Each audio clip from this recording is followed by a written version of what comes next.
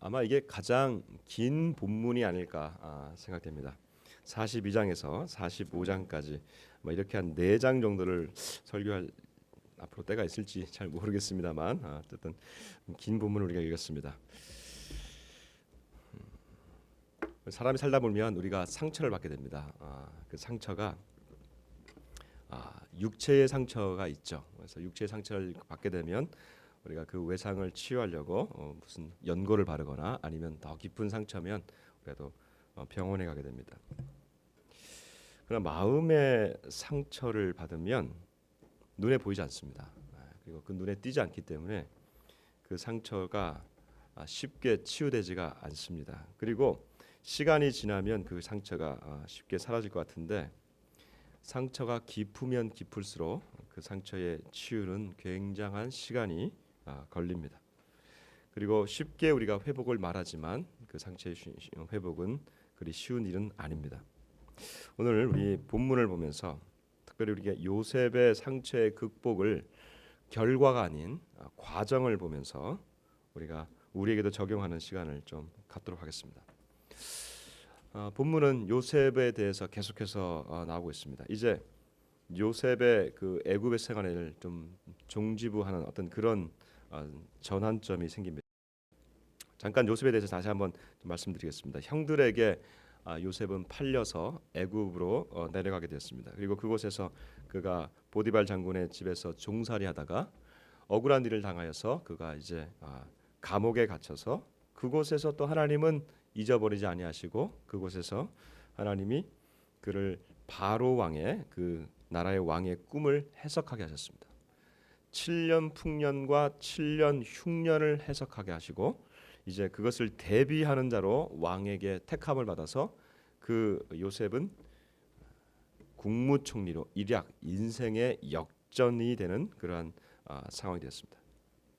그리고 이제 7년 풍년이 지나고 이제 7년 흉년째 2년째 흉년이 들어서서 본문이 이제 시작됩니다. 2년 동안의 이 흉년은 애굽에게만 임한 것이 아니고 이집트에만 임한 것이 아니라 그 전 지역, 그 중동 전 지역에 임한 대단한 흉년이었습니다. 그래서 그 흉년 때문에 가나안 땅, 즉 이 요셉이 살고 있었던 그 고향 땅에 있는 이 가족들에게도 이 흉년이 임해서 결국 2년 차에 이 형들이 내려오게 됩니다. 오늘 우리 이 형들과의 이 기적적인 만남을 통해서 어떻게 요셉이 회복되어지는지 그리고 그 과정 가운데 어떻게 하나님의 뜻은 무엇이었는지 이것을 좀 살펴보도록 하겠습니다. 여러분 세 번의 만남 가운데 의미 있는 세 번의 만남 가운데는 항상 그 가운데는 눈물이 있었습니다. 이 세 가지 눈물의 의미들을 우리가 좀 살펴보도록 하겠습니다. 요셉이 쫓겨 팔려갔을 때에 여러분 성경을 보니까 좀 쭉 우리가 창세기를 하고 있는데 요셉의 나이가 몇 살 때 그가 팔려 내려갔다고 그랬습니까? 17세였습니다. 17살에 그가 팔려 내려가고 그가 이제 해석자로 해서 국무총리가 되는 나이는 30세입니다. 그러니까 이 애굽에서 그가 고생한 나이는 13년입니다. 그리고 7년 흉년이 지났습니다. 그러니까 13년에 7년이니까 20년이 지났습니다. 그리고 지금 2년째 흉년이 들었습니다. 그러니까 22년 가족과 헤어진 지 22년이 되고 있습니다. 22년 동안 그가 이 형의 사건들을 잊었을까요? 형들에게 팔려가서 그가 20여 년을 지난 그 애굽 땅에서 그가 잊었을까요?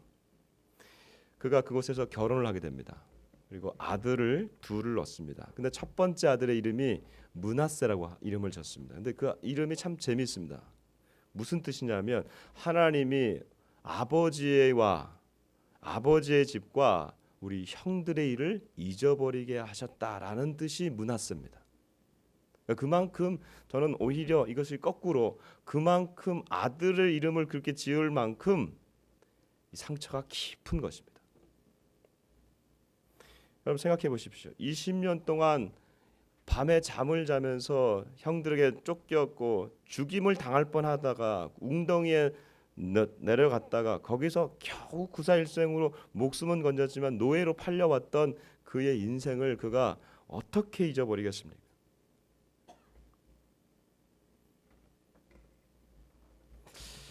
이제 장면이 바뀌어서 22년이 지나서 가뭄으로 인해서 아니 기근으로 인해서 이제 이 야곱의 집, 즉 형들의 형제들이 내려오게 됩니다. 이때 내려갈 때 요셉의 형제들은 12명이었는데 자기를 빼니까 11명이지 않습니까?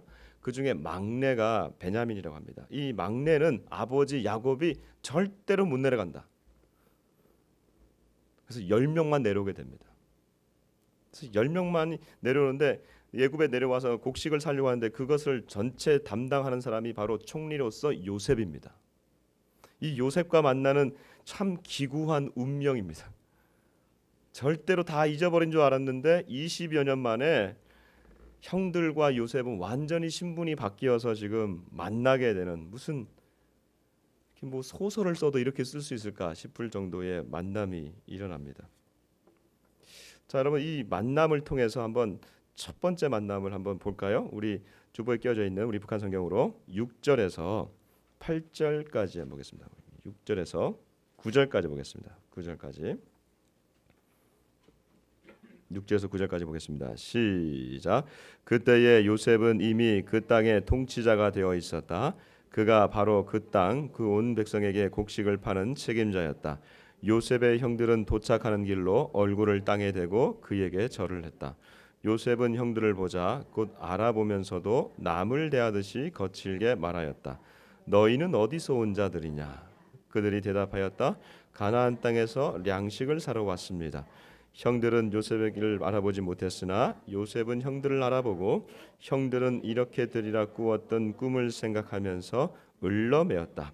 너희들은 간첩이지 이 땅의 허점을 살피러 왔지. 네.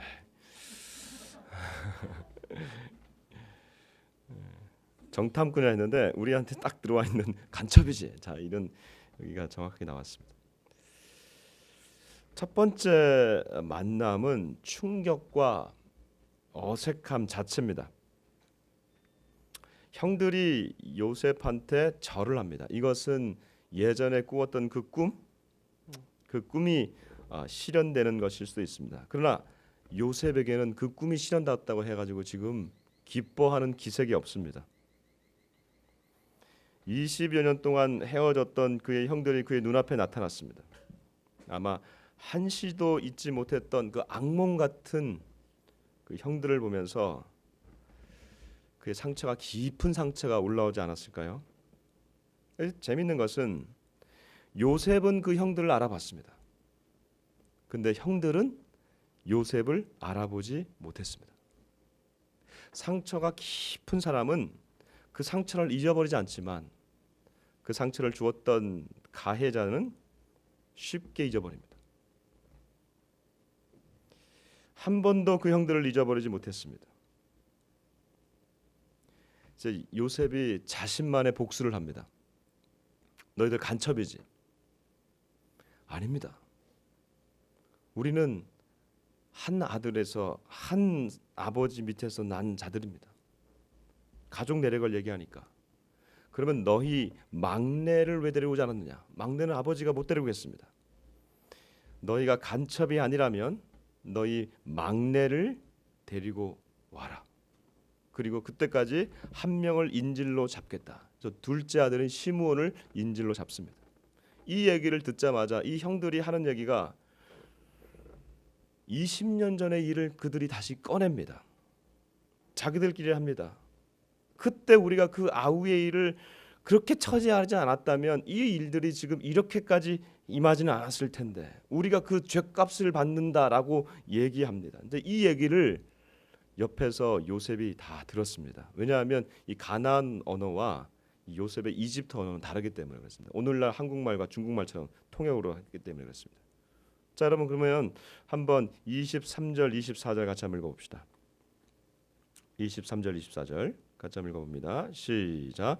그들은 자기들과 요셉 사이에 통역이 서 있었기 때문에 요셉이 자기의 말을 듣고 있는 줄을 몰랐다. 요셉은 듣다 말다 올라서 울었다. 다시 돌아와서 말을 주고받다가 요셉은 그들 중 시몬을 불러내어 그들이 보는 앞에서 묶었다. 요셉이 첫 번째 눈물을 흘립니다. 저는 이 울음을 충격과 상처의 울음이라고 말하고 싶습니다. 첫 번째 만남에서 알 수 있는 것은 깊은 상처는 반드시 그 상황이나 가해자를 만나게 되면 우리 안에 언제든지 올라올 수 있다라고 하는 것입니다. 그래서 우리를 그 아픔으로 다시 나도 모르는 사이에 인도하게 된다라고 하는 것입니다. 잊어버린 줄 알았는데 그 사건을 대하면 내 안에 그 아픔이 예전에 그 아픔이 올라와서 부들부들 떨게 되고 감정의 동요를 일으키게 됩니다. 아마 이 말에 동의하신 분들은 아마 깊은 상처가 있는 분들일 겁니다. 나는 또 그렇지 않다라고 하지만 사실 대부분이 그런 경험이 있습니다. 그리고 그것이 단지 드러나지 나타나지 않았을 뿐입니다. 이 요셉과의 형들과의 만남은 두 번째 만남으로 이어지게 됩니다. 이렇게 이제 시므온을 형제들을 놔두고 인질로 잡고 이들이 곡식을 가지고 아버지 고향인 가나안 땅으로 돌아갔습니다.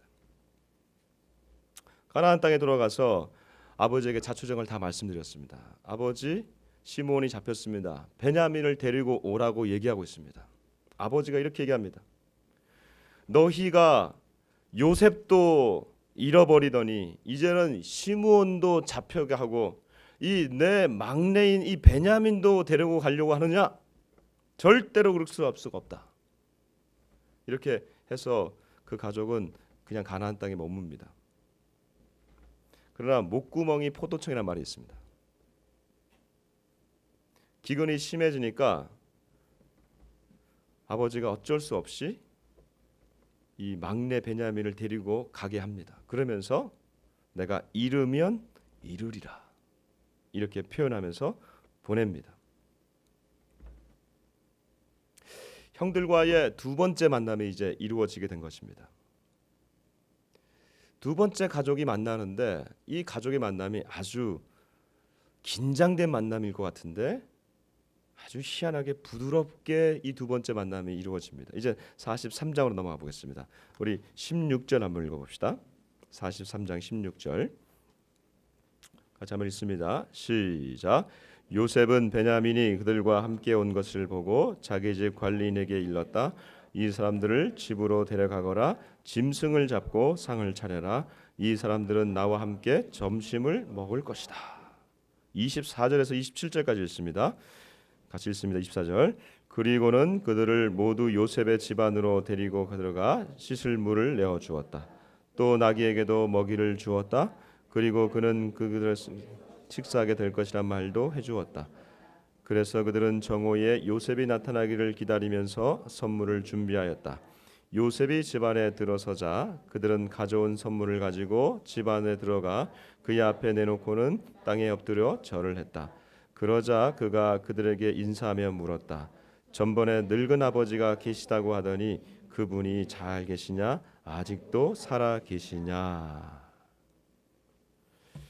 요셉이 잔치를 베풀어서 두 번째 만남을 갖습니다. 형들과 만나면서 얘기를 합니다.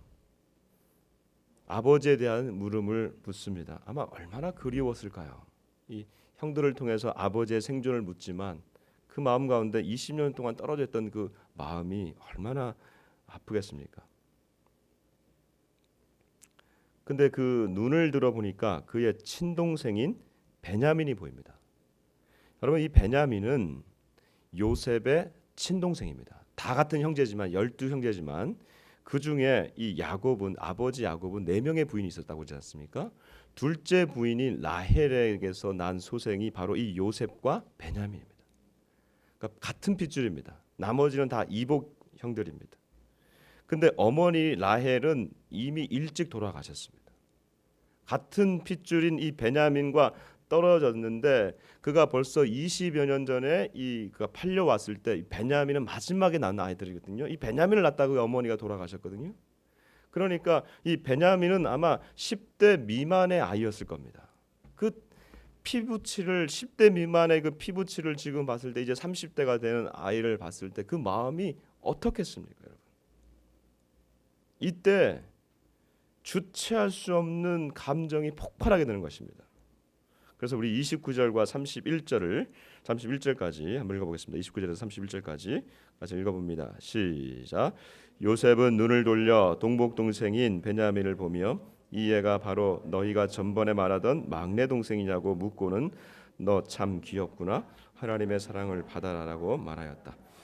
요셉은 동생이 애처로운 생각이 끌어올라 한바탕 울고 싶어 허둥지둥 자기 방으로 가서 한참 울었다. 그리고는 얼굴을 씻고 도로 나와서 가슴을 진정시키고 음식을 차리라고 명령하였다. 두 번째 눈물을 흘립니다. 이 눈물은 여러분 치유의 눈물입니다. 얼마나 마음에서 복받쳐 올랐겠습니까? 이게 핏줄입니다. 20년 동안 떨어져 있던 그 핏줄 얼마나 보고 싶었겠습니까? 형들을 봤을 때는 아버지가 생각났을 것이고 동생을 보니까 돌아가신 어머니가 생각나서 끌어오는 감정을 주체할 수가 없었습니다. 여러분 가족이 헤어졌다가 만나면 이런 일들이 있습니다.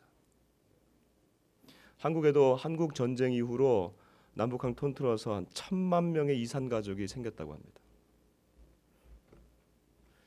그래서 한국 전쟁 이후에 30년이 지나고 1983년 KBS에서 6월 30일에 이산 가족 찾기 방송을 했습니다.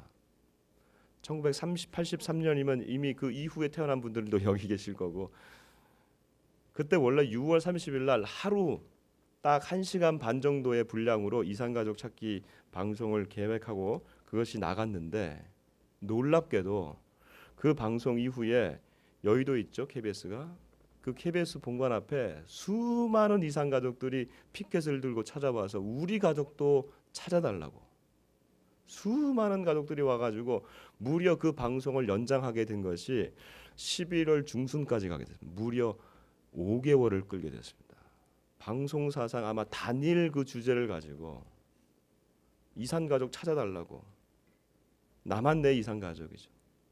그때 불렀던 노래가 누가 이 사람을 모르시나요?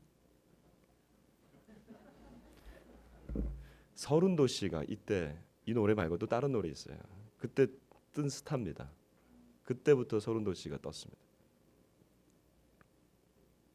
그때 우리 국제시장 영화도 보면 거기 보면 이 TV 안에 반 나눠가지고 여기 이쪽 지역에서 서로가 마주 보면서 이렇게 했잖아요. 서로가 마주 보면서 딱 보면 우리도 알려요. 북한 말로. 몇 가지만 체크해 보면 맞거든요. 가족은 맞다, 맞아. 그 다음에 나오는 얘기가 아이고 하면서 울음이 터지는 겁니다. 막 울게 되는 거죠. 30년 동안 떨어져 있었던 그 사람들이 만나는 거니까 얼마나 많은 눈물이 나오겠습니까?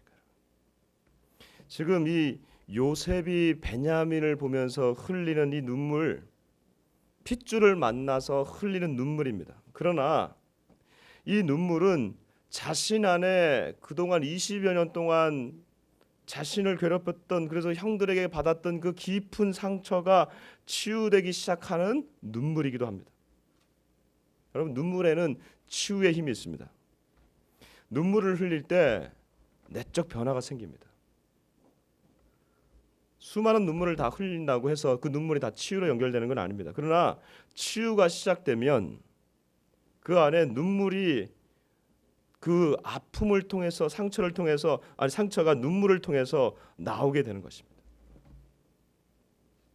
이 요셉은 지금 깊은 상처에서 빠져나오는 그 과정으로 치유의 과정으로 눈물을 지금 흘리고 있는 것을 알 수가 있습니다.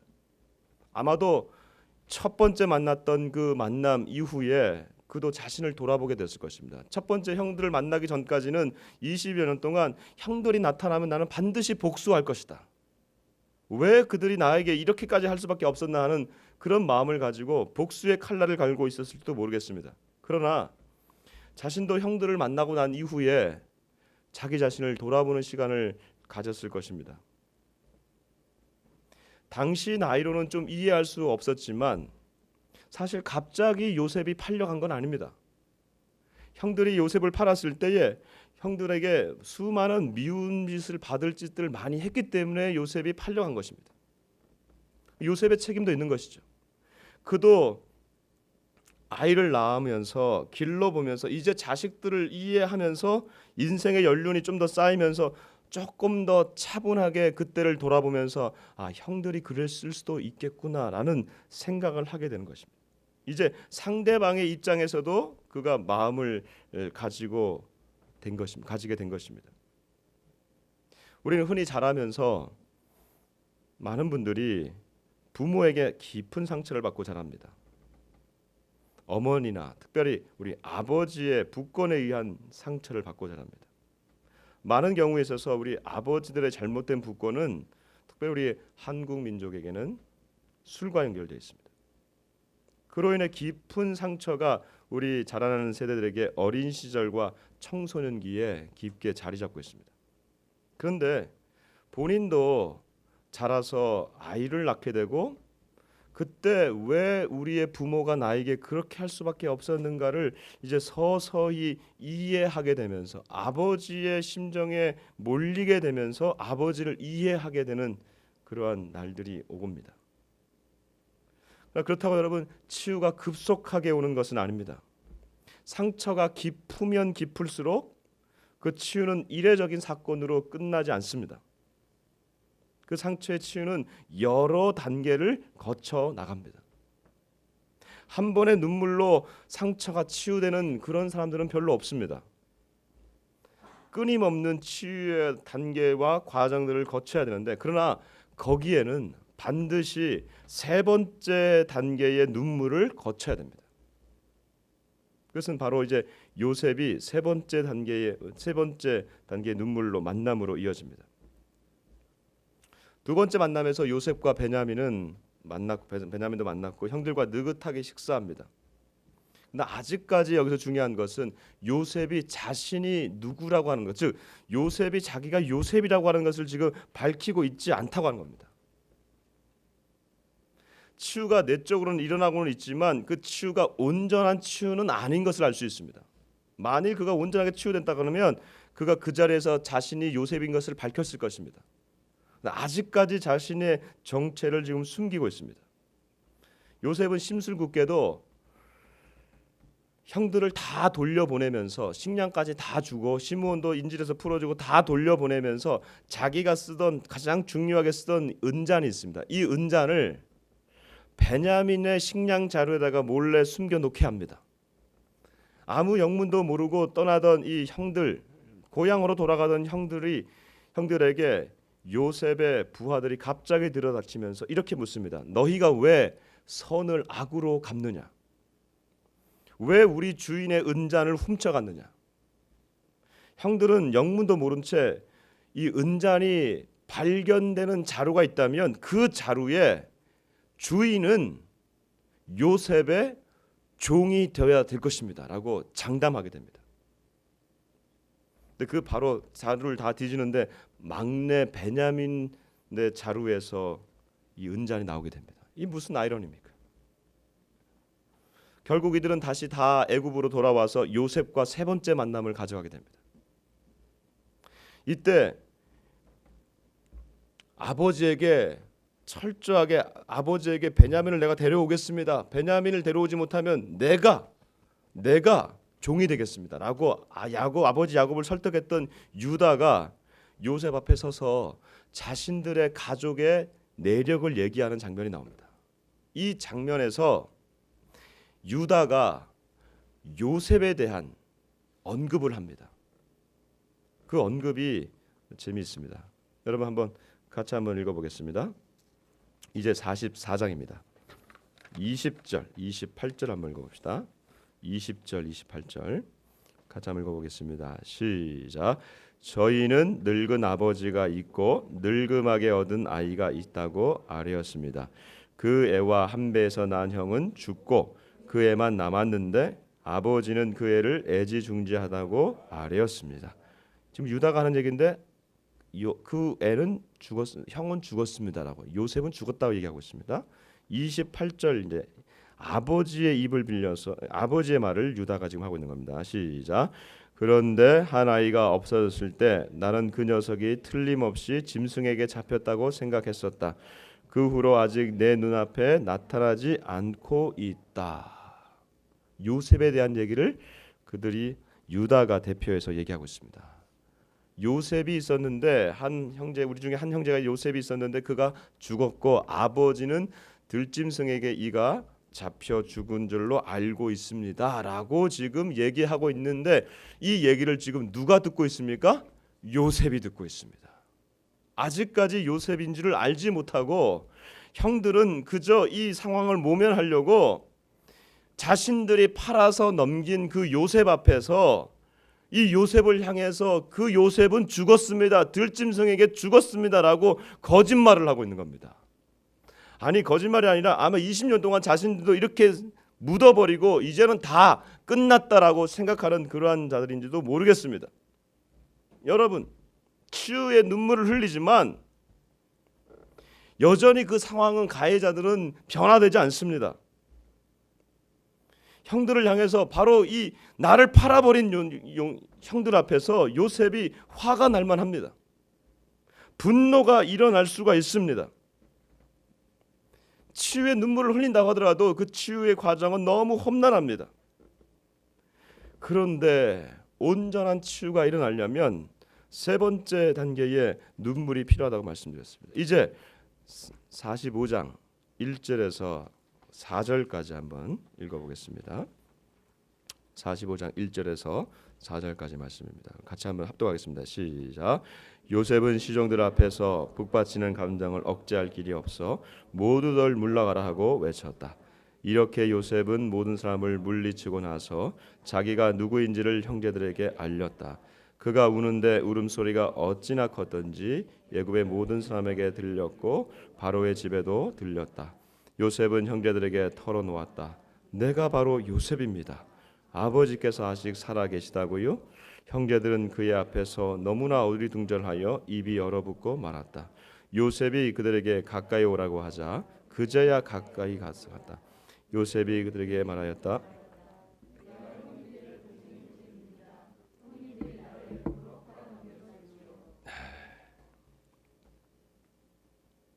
눈물이 터져 나옵니다. 세 번째 눈물이 터져 나옵니다. 이 눈물은 용서와 화해의 눈물입니다.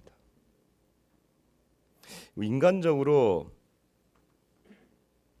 우리가 이 눈물을 잘못 해석하면 감정이 격화되어서 터져 나오는 눈물로 우리가 생각할 수 있습니다. 아니, 그렇게 보입니다. 왜냐하면 가장 격하게 울거든요. 세 번의 눈물 중에서 가장 격하게 지금 울고 있는 이 눈물입니다. 그렇다면 만일 이 눈물이 정말 치유의 눈물이라면 첫 번째 만났을 때 그가 터뜨렸어요. 맞다, 맞아. 아니면 두 번째 치유의 눈물에서 이런 눈물이 터져 나왔어야 돼. 근데 지금 이 눈물은 유다를 대표해서 그의 형들이 여전히 자기들이 팔아넘긴 그 요셉 앞에서 요셉은 죽었습니다라고 거짓말하고 있는 그 앞에서 흘리는 눈물입니다. 근데 그 상황에서도 지금 요셉은 이 형들을 용서하겠다고 흘리는 눈물입니다. 아마 요셉이 지금 이 얘기를 했을 때, 내가 요셉입니다라고 했을 때 요셉은 죽었다라고 했던 그 형들의 표정이 어땠을까요? 아마 어안이 벙벙했을 겁니다. 그리고 아마 공포에 질려버렸을 것입니다. 자신들의 손으로 팔았던 그 요셉이 이제 자신들을 죽일 수 있는 위치에서 이렇게 만나게 되니 이제는 죽었구나라고 아마 생각할 수도 있을 것입니다. 근데 요셉을 보십시오. 그 다음에 나오는 요셉의 말들이 이제 중요합니다. 5절, 7절, 8절 같이 한번 읽어보겠습니다. 5절, 7절, 8절 시작. 그러나 이제는 나를 이곳으로 팔아 넘겼다고 해서 마음으로 괴로워할 것도 볼 길거도 없습니다. 하나님께서 우리의 목숨을 살리시려고 나를 형님들보다 앞서 보내신 것입니다. 7절 8절 하나님께서 나를 형님들보다 앞서 보내신 것은 형님들의 종족을 땅 위에 살아남게 하시려는 것이었습니다. 그러니 나를 이곳으로 보낸 것은 형님들이 아니라 바로 하나님이십니다. 하나님께서 나를 바로의 어른으로 그 온 집안의 주인으로 삼으시고 애굽 전국을 다스리는 자로 세워 주셨습니다. 아멘. 5절, 7절, 8절에서 계속해서 반복해서 나오는 얘기가 있습니다. 그게 무엇입니까? 나를 이곳으로 보낸 사람은 당신들이 아니요 하나님이십니다. 나를 이곳으로 보낸 분은 당신들이 아니요 하나님이십니다. 얼마나 놀라운 일입니까? 놀라운 말입니까? 여러분, 치유는 거저 일어나지 않습니다. 내 안에 있는 상처와 그 기억으로만 우리가 침잠할 때에 그 상처에서 뿜어져 나오는 온갖 종류의 독성, 그리고 그것이 감정과 연결되어서 터져 나옵니다. 이런 상황에서는 치유가 일어날 수가 없습니다. 두 번째 눈물이 흘려질 때에 나의 상황이 변하고 내 인격이 조금 더 성숙해지면서 치유가 될 수는 있을지 모르겠습니다. 그렇다 하더라도 온전한 치유가 일어나는 것은 아닙니다. 왜냐하면 여전히 내 안에 쓴뿌리가 있기 때문에 그렇습니다. 온전한 치유는 그 상처를 통해서 나를 통해 이루고자 하시는 그 더 큰 뜻을 볼 때에 이것이 가능해지는 것입니다. 내가 그렇게 그때 아팠던 것에는 무슨 뜻이 있었구나. 이거를 발견할 때에 치유가 시작되는 것입니다. 아니, 온전한 치유가 시작되는 것입니다. 이걸 발견하면 용서가 쉽습니다. 물론 이게 다 그렇게 다 그런 건 아닙니다. 왜냐하면 요셉이 국무총리가 됐다고 해서 내가 이제 국무총리가 됐으니까 형들을 용서하겠습니다. 이렇게 할 수 있는 건 아니에요. 내가 13년 동안 고생했던 거 당신들 10분의 1만 고생해봐라. 감옥에 1년 3개월 할 수도 있습니다. 요셉이 자신을 이곳으로 보내신 분이 하나님인 것을 깨달았을 때에 진정한 용서가 일어나게 되는 겁니다. 그러므로 이 요셉의 눈물은 진정한 치유가 가능하게 되는 그러한 용서의 눈물입니다. 여러분, 과거의 상처로 인해서 고통받고 있지만 사실 요셉은 형들을 용서함으로써 자신도 해방되는 것입니다. 대부분의 경우에 있어서 용서하지 않는다고 가해자들이나 상황이 변화되는 건 없습니다.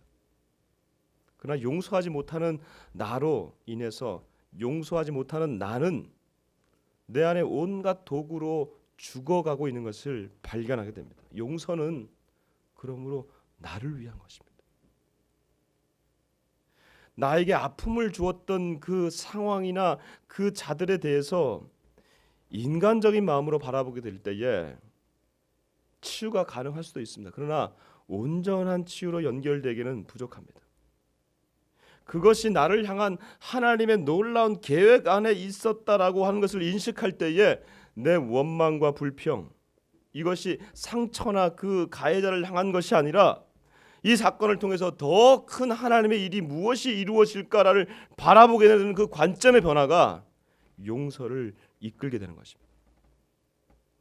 사실 이 말이 굉장히 쉽지만 어렵습니다.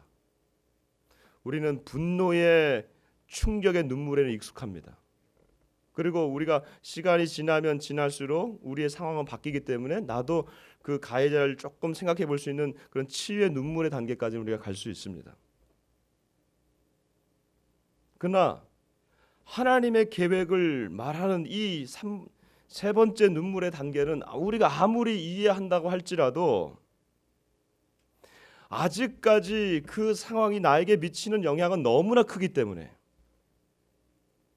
그래서 내가 그 상처에서 헤어나오지 못해서 이렇게까지 아프기 때문에, 그리고 그 상처가 현재 진행형이기 때문에 이렇게도 물을 수 있는 겁니다. 하나님, 내가 만약에 이것을 하나님의 큰 뜻을 내가 이해해야 된다면 하나님 너무 잔인한 거 아닙니까? 어떻게 이렇게까지 나한테 아픔을 주면서 하나님의 더 큰 뜻을 나에게 받아들이라고 말씀하십니까?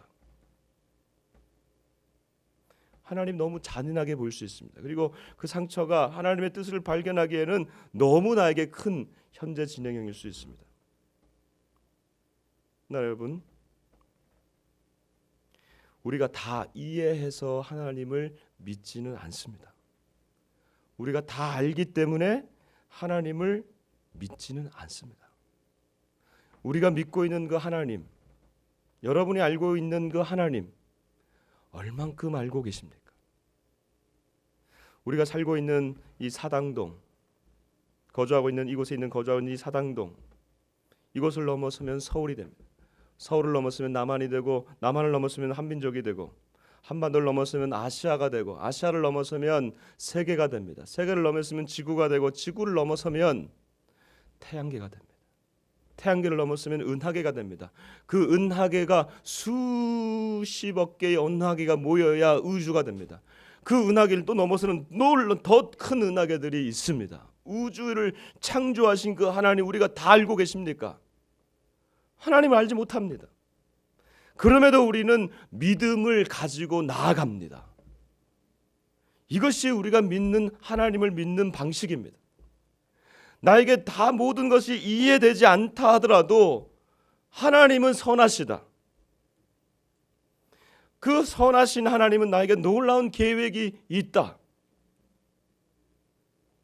우리가 국무총리가 되지 않았기 때문에 나는 아직 하나님을 믿을 수 없습니다 라고 말하는 것이 아니라, 그럴 때는 요셉은 쉽습니다. 국무총리가 됐으니까.